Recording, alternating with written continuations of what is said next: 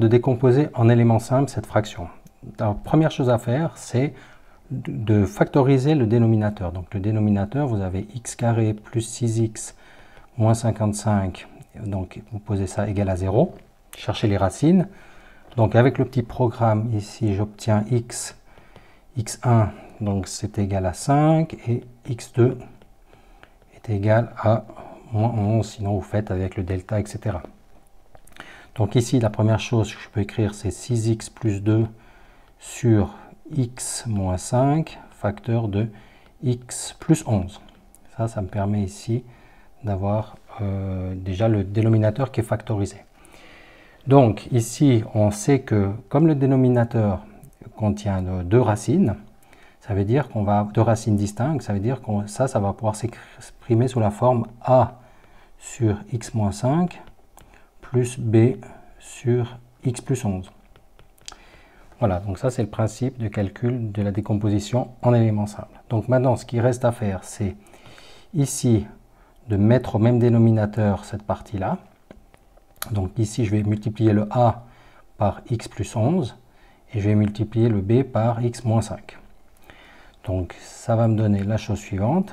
Donc c'est égal ici, je peux marquer plutôt ça comme ça, 6x plus 2 directement est égal à x plus 11 fois a, donc a fois x plus 11 plus b fois x moins 5, x moins 5. Ok, et donc ici évidemment je pourrais laisser le même dénominateur, x moins 5, etc., x moins 5 fois x plus 11, mais comme ces deux dénominateurs qui sont égaux, je vais pouvoir les enlever en fait, voilà, comme ça. Ok, ici je complète le 6. Donc maintenant ce qu'on va faire, c'est qu'on va identifier les coefficients. Donc on va regarder ce qui contient du x, ici on a 6x, et on va regarder ce qu'il y a du x de l'autre côté. Donc on va commencer par factoriser la partie, le membre de droite en fait. Donc ici je vais avoir a fois x, plus a fois 11, plus b fois x, moins b fois 5, donc 5b. Ok, donc ensuite je vais regrouper les termes en x, c'est-à-dire celui-ci et celui-ci. Donc je vais écrire que ça c'est a plus b facteur de x, ou comme ça je mets le x plutôt derrière, comme ça c'est plus facile pour identifier les coefficients.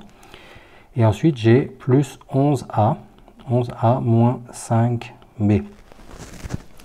Donc maintenant en fait le 6x qui est ici devant, il doit correspondre au a plus b, le 6 doit correspondre au a plus b, et puis le 2 qui est là, je vais le mettre en rouge, le 2 ça doit correspondre à cette partie là, parce que comme ça on va identifier. Si on a quelque chose en x plus qu'autre chose, il faut que le 6 et le a plus b, ça doit correspondre. Et puis le 2 et le 11a moins 5b, ça doit correspondre. Donc on va faire un petit système de deux équations à deux inconnues. Donc on va dire que a plus b, c'est égal à 6. Et ensuite que 11a moins 5b, 11a moins 5b est égal à 2.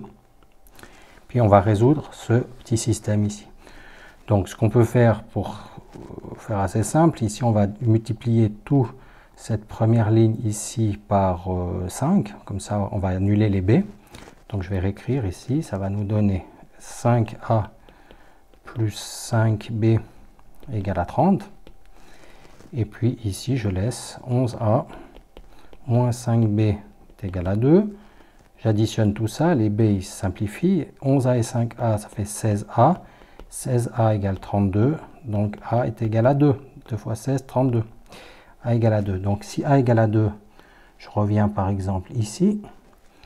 Donc je remplace a par 2, donc ça fait b est égal à 6 moins 2. Donc b est égal à 6 moins 2, ça fait 4. b égale 4. Donc maintenant, la fraction qui est ici, le a et le b, cette fraction qui est là, on peut dire que 6x, alors je laisse un peu d'espace, 6x plus 2 sur x2 plus 6x, oh là là, x2 plus 6x moins 55, c'est égal à a2 sur x moins 5 Donc je reviens, je suis là, hein, A. Donc le A, j'ai trouvé, c'est 2 sur x-5, et ensuite plus B, c'est-à-dire plus 4 sur x plus 11. Et voilà, on a fait notre décomposition en éléments simples, et cette vidéo est maintenant terminée.